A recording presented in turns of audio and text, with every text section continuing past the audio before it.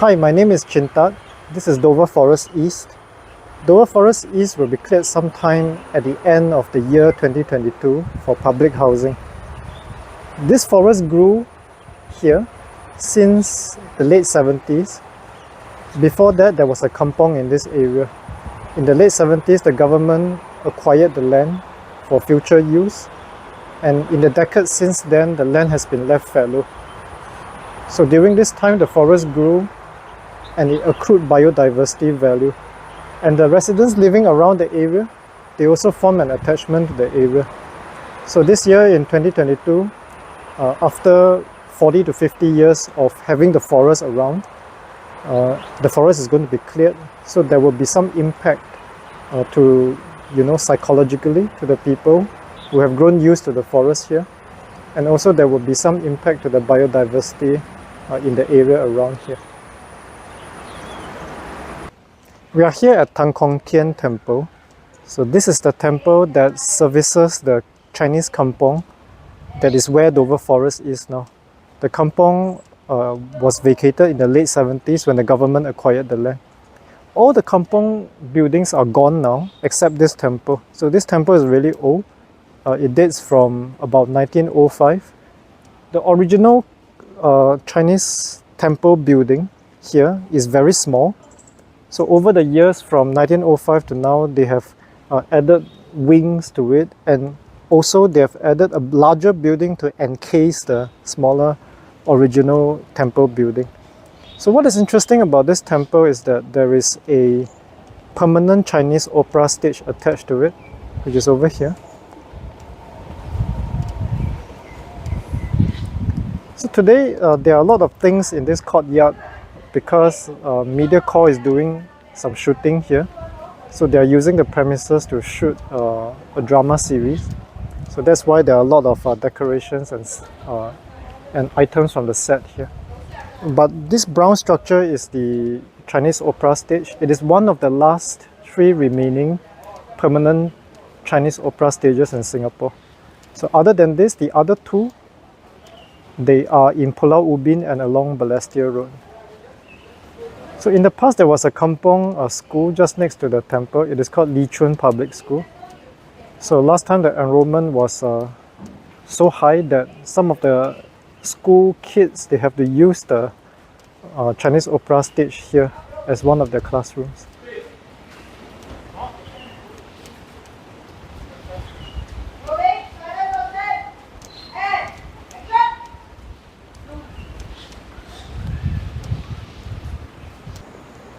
We are across the Ulu Pandan Canal from Dover Forest East.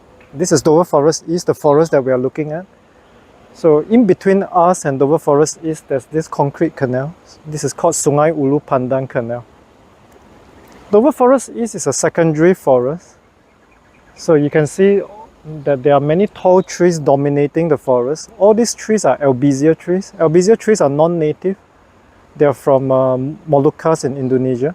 So the British brought them here a long time ago, probably to explore whether there's any advantage, whether these trees can be of any advantage to the timber industry, probably.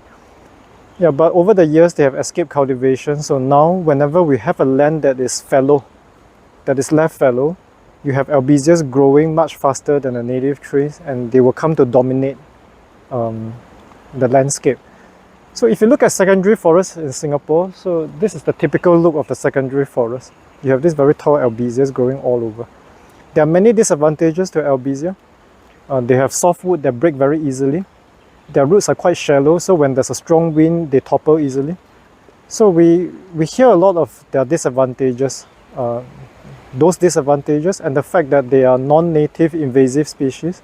But what we don't hear is how albizia can support native wildlife also.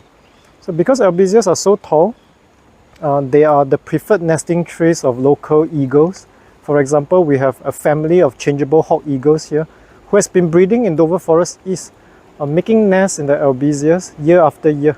So just this year in 2022, this family of changeable hawk eagles, they bred a baby here, and the baby fledged in the middle of April this year. And also, because the branches break easily, you have the situation that where the branch breaks off, you have a little stump. and some of the wood will rot into the stump. So this will create a natural tree hole. So tree holes like this are prime real estate for many animals, including birds. So in Dover Forest East, we have a family also of oriental pied hornbills that have been breeding in albizial tree holes year after year. So again this year, same as the changeable hawk eagles, they had a baby. Baby was hatched in January this year, and it started to fly in April as well. So Dover Forest East is a secondary forest dominated by albizias. Albizias have a very poor reputation in Singapore, but what we seldom hear is how albizias can support native wildlife as well.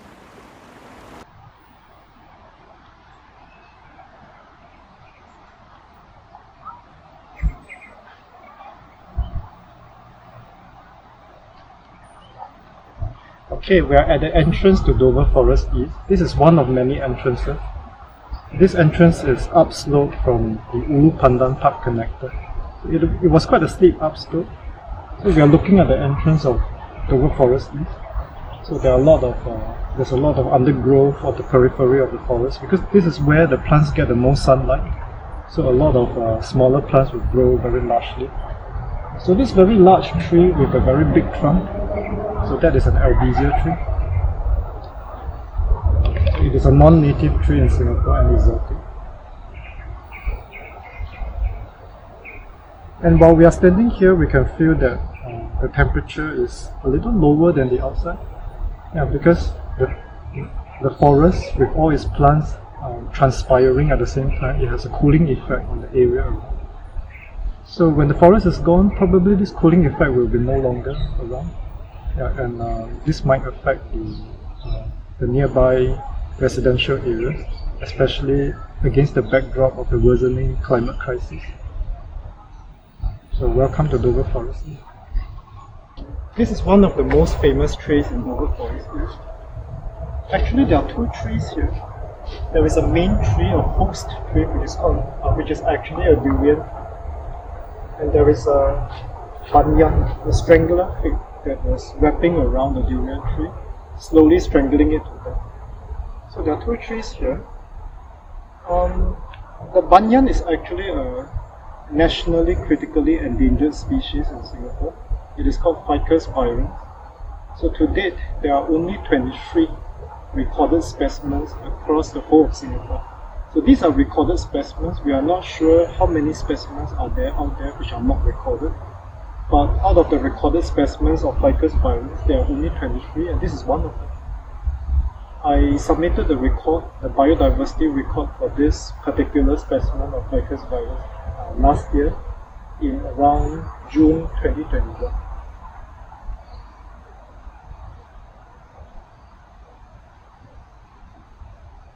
So these are already two quite amazing things here.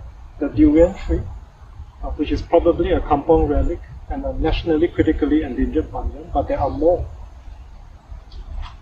There are two clumps of mushrooms here that are already wilting and dying. But this is actually the species called Philoboletus manipillaris. They are a species of glowing mushrooms. So they are bioluminescent mushrooms and they glow at night. So if you view them at night, they will give off a faint green glow.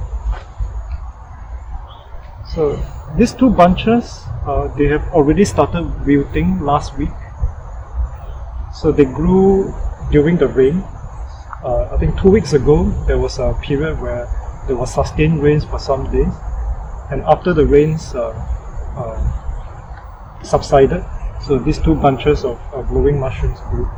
I came here personally to look at this when they were still fresh and they were glowing in the dark. So durian tree, nationally critically endangered banyan, and a glowing mushroom that is growing on the durian tree because the durian tree is slowly dying away. Mushrooms grow on rotting things, so the durian is slowly dying away because it is being strangled by the banyan. And there's one last thing I want to show, which is not that obvious. So there is this little tunnel that is made in this very small pocket that is formed by the roots of the banyan. So this is actually the web of a Singapore tarantula. Yeah, so there is a tarantula hiding here at the back of this web. So they're waiting for prey to walk by. So if there is an insect or something that it can feed on that walks by and triggers the vibrations in the web, the tarantula will rush out to grab it. So these tarantulas are normally only active at night. So if we come at night, you can, if we are lucky, some of these webs here, you can see the tarantula sitting at the entrance of the web. The tarantulas are not that big, so whenever we imagine tarantulas, we imagine something really big and heavy. Yeah, so they are really heavy, but they're not that big. So their body length is only about 2 to 3 centimeters. So there are many things going on here with this tree, or with these two trees. Durian tree, nationally critically endangered banyan, Ficus virens.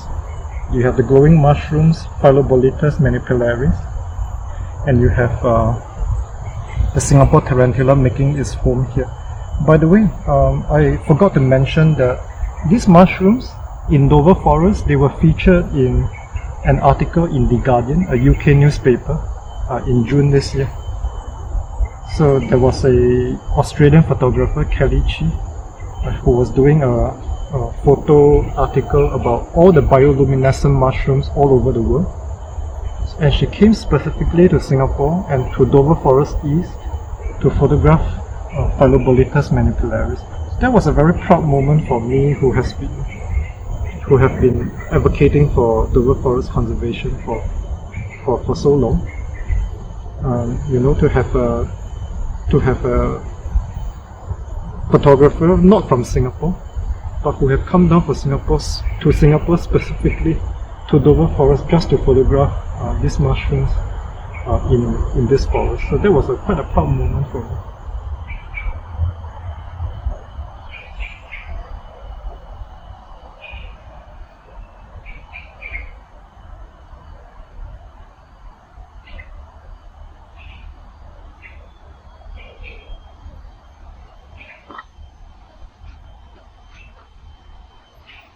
This is a fishtail palm tree, a very common species in secondary forests like Dover.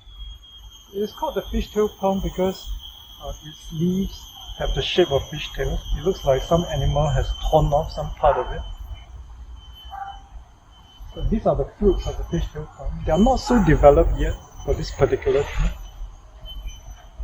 The flowers of the fishtail palm are really very beautiful, but you have to be at the right place at the right time to see them because they last for only one day.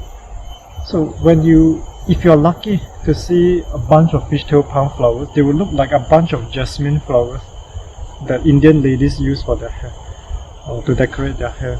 But the difference is that instead of the white of the jasmine, you will have red instead, red and pink. Fishtail palm fruits are poisonous to humans because they contain a chemical called raphides. So raphides if you look at the crystal structure of raphides under the microscope, you will notice that it comprises of many microscopic needles. So if you ingest this will cause all sorts of problems to your digestive tract. There is an animal in Dover Forest East that loves to eat this fruit, and that is the common palm civet, the civet cat. So civet cats have evolved to be able to tolerate the raphides, and they love this fruit. That is the main source of food in Dover Forest East. So whenever we see civet cat poo in this forest, so the poo will look like a bunch of boba that we see in our bubble tea.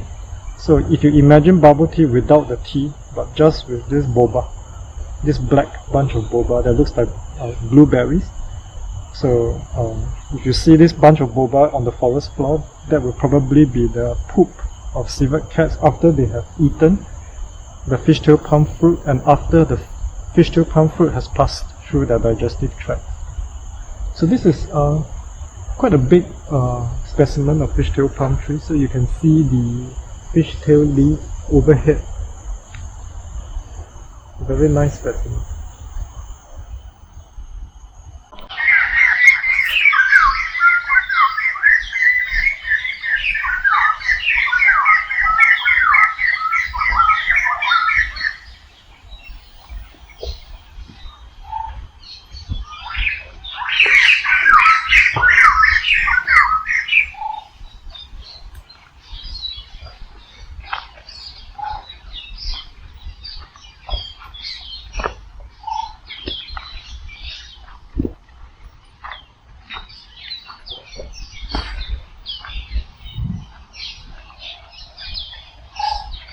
This is the fruit of Ficus benjamina.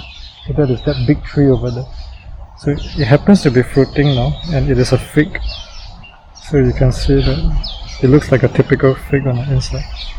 And the fruits are everywhere, millions of them, thousands up to millions of them, I think. And these are just those that drop on the floor. So there are many more up there in the tree. So the birds are eating them now, so that is why it is so noisy.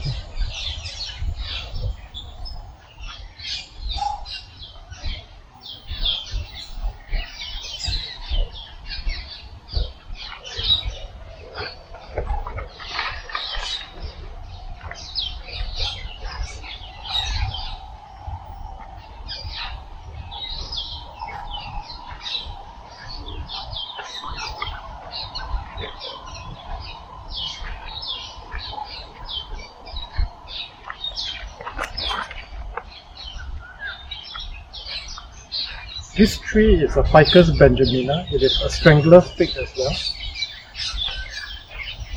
It happens to be fruiting today. So there are many thousands and thousands of these tiny fruits, red orangey fruits on the forest floor now. And they are spread over so wide a radius. So this is an indicator that the crown of the tree is really big. So these are just the fruits that have fallen onto the forest floor. There are many thousands more up there in the treetop. So that is why there are so many birds feasting on the fruits. And that is why it is so noisy now. There are so many birds chirping up there. So figs like this, fig trees like this are called keystone species of tropical rainforest. And that is because for one tree, the thousands of fruits that it can put out will support many animals. So if you remove this keystone species from the forest, probably that will cause a lot of extinction of the animals that depend on it for food. Ficus benjamina is a very common species in Singapore. We find them growing on the wayside trees very often. So it is not like the nationally critically endangered Ficus violens. But a tree of this size probably takes many decades to grow. The forest is about 40 to 50 years old. There was a kampong here last time. So we know that kampongers seldom cut down banyan trees because they revere it for some religious reason or because of superstition. Yeah, so this banyan tree could be even older than the forest around it. So it could have existed here since the kampong days. Yeah, so a good estimate for the age of this tree will be about 50 years. So Ficus benjamina is also called waringin in Malay, and the English common name is the weeping fig because its branches droop down. If you look at the crown from a distance, it looks like the tree is weeping, so it is called the weeping fig. So Ficus benjamina, Malay waringin, and English weeping fig. This is the main stream of Dover Forest East. So HDB has promised to keep this stream within the housing estate that they are going to build here. So probably HDB will be keeping some of the trees left and right of the stream as well when they reclaim this stream. The source of the water is actually outside of the forest. So Dover Forest is on the downslope, ending in a valley. Ending in the low point of the valley. The low point of the valley is the Ulu Pandan Canal. So all the water will go downslope through Dover Forest and into the Ulu Pandan Canal. So this water comes from upslope across the road, Commonwealth Avenue West. So the upslope region is the Singapore Polytechnic region and the Dover area. So all the rainwater will collect in the drains there. And after that, all this water will flow into a big drain, a big culvert that runs under the Commonwealth Avenue West. So when this big under road water culvert, when it reaches the edge of Dover Forest East, the concrete will break off and the water will flow towards the Ulu Pandan Canal as an earth stream. So the water source is upslope in Dover and Singapore Polytechnic. The water meanders through the forest in this stream, and in the end it will empty into the Ulu Pandan Canal.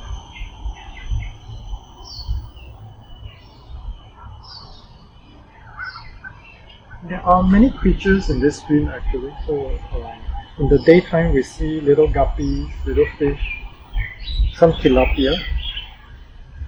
So this stream really comes alive at night. So there will be a lot of amphibians, frogs, different species of frogs. You have water monitor lizards swimming in the stream. And you have a lot of Sunda swamp eels. They will come out from the bottom of the stream, and sometimes you see them on top of some of the logs in the water. The eels usually come out, you can see the eels most often when it is just after a rain at night. And so these are Sunda swamp eels. They used to be very common in the past where there were a lot of kampongs. People used to catch them for food. But nowadays they are a bit less common because we have very few forested areas left. So this is the leaf of the giant mahang. So the English name for this is giant Macaranga. So this is one of the Macaranga species. It is a native species. It typically grows in secondary forests like Dover forest. It is a pioneer species as well. So when land is cleared and the forest grows back, the pioneer species are plants that will grow first, and you will provide some kind of canopy cover. And the less sun tolerant species, so species that cannot tolerate so much sunlight, they can grow under the canopy cover. So this is giant mahang, giant Macaranga. The tree is just above us, so all the very big leaves overhead. Those are the leaves of the giant mahang.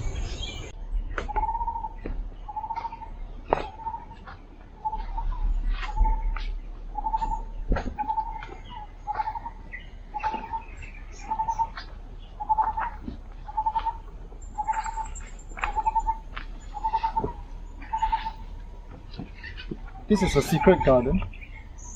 It is secret because it is a non-officially sanctioned garden. It is planted by some of the older generation people.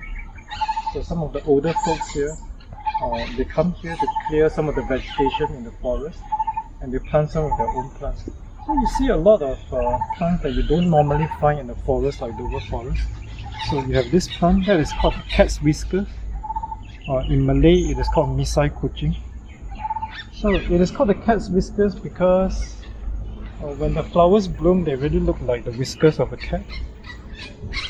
Yeah. So you have other plants like the pandan. So also planted by the old folks. So they will come here to harvest the pandan once in a while, whenever they need them for their cooking. This is a medicinal herb. I'm not sure what is, I can't remember the name of this, but I think it is something like oyster flower. So because the flowers grow like this, and it is like an oyster. This is the white mulberry. So this is a non-native species. It comes from South China. So this is the mulberry that the silkworms feed on.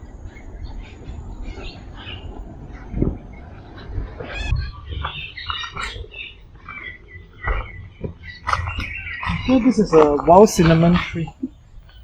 We are standing under this wild cinnamon tree. So this is not planted by the old folks. So this tree is too mature to have been planted in so short a time. So I think this tree could be a few decades old. So this is wild cinnamon.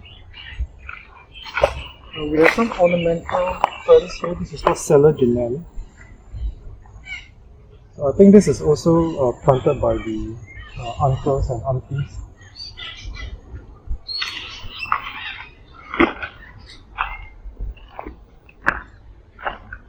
So we have this medicinal herb also, this climber.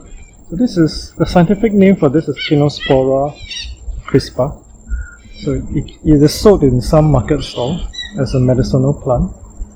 I think the Indian name for this is Kitawali, if I'm not wrong.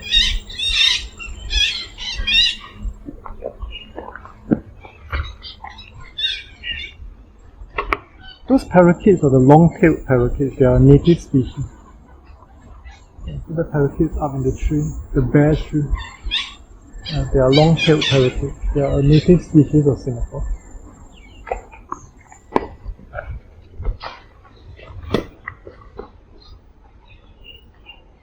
There is a hive of Asian honeybees here. So if you look at this inverted V arch, so at the tip of the inverted V there is a little opening. That is the entrance of the bee's hive. So you can see some of the bees flying in and out from the bee hive. So the actual hive is in the tree hollow, it's in the hollow of the branch. So the bees will make their honeycombs coating the inner surface of this cavity, of this natural tree cavity. So what we are seeing is only the entrance and some of the worker bees who are crowding the entrance of the hive.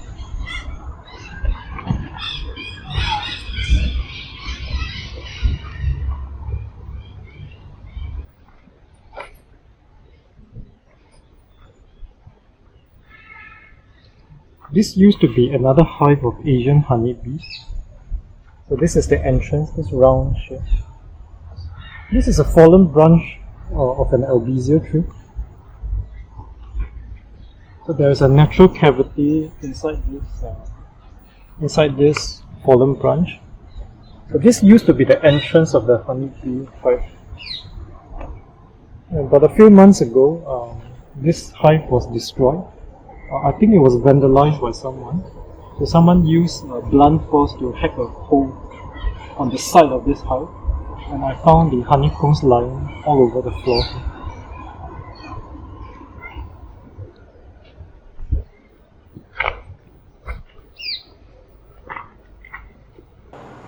We are here at block 31 Gilmore Link. We are at the 38th story. We are in the stairwell looking down at Dover Forest. So just a general orientation to the area first. We are facing west. In the far west, at our 12 o'clock, that is the Clementi Public Housing Estate. So in the far distance. To our left, so you can see the MRT track. On the left of the track, that is Singapore Polytechnic. So on the right of the forest, we have the private housing estate of Holland Grove. So you can see a very extensive area of landed properties, and at the back, behind this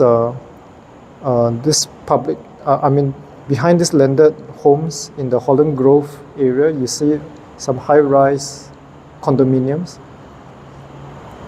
So what is interesting is that behind the private housing estate of Holland Grove to the far right, green, that is part of Clementi Forest. So behind that patch of green, you have Bukit Timah Hill. So what we have here, right in front of us, is Dover Forest East. Dover Forest East stretches from here all the way up to Dover MRT station. So the roof of Dover MRT station is very prominent from here.